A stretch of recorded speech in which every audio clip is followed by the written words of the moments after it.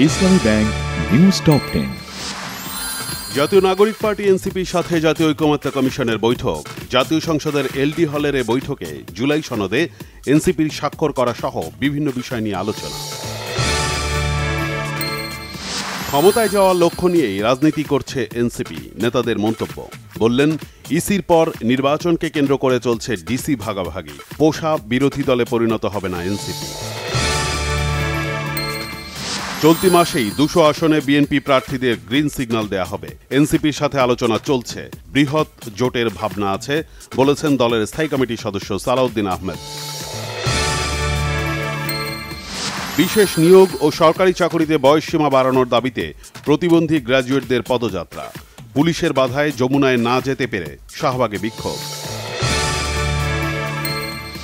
আইনশৃঙ্খলা বাহিনীর কাছে গোলকধাঁধায় পরিণত হয়েছে মোহাম্মদপুরের জেনেভা ক্যাম্প।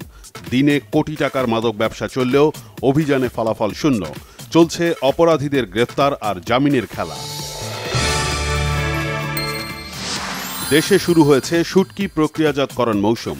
আগামীকাল থেকে সুন্দরবনের দুবলার চর যাত্রা করবে উপকূলের হাজারো জেলে। 5 মাস ধরে চলবে মাছ ধরা ও শুটকি তৈরির কাজ।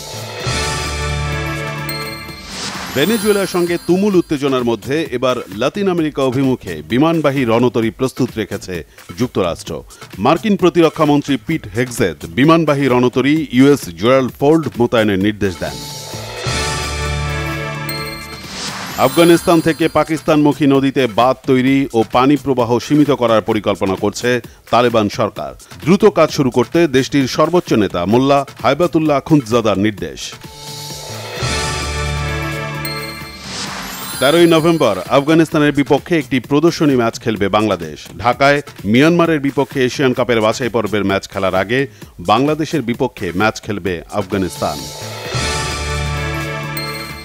মেজর লিগ সকারে আবারও জোড়া গোল করলেন লিওনেল মেসি। তাতে MLS কাপে প্রথম প্লে অফ ম্যাচে ন্যাশভিল এফসিকে 3-1 গোলে হারিয়েছে ইন্টার মায়ামি।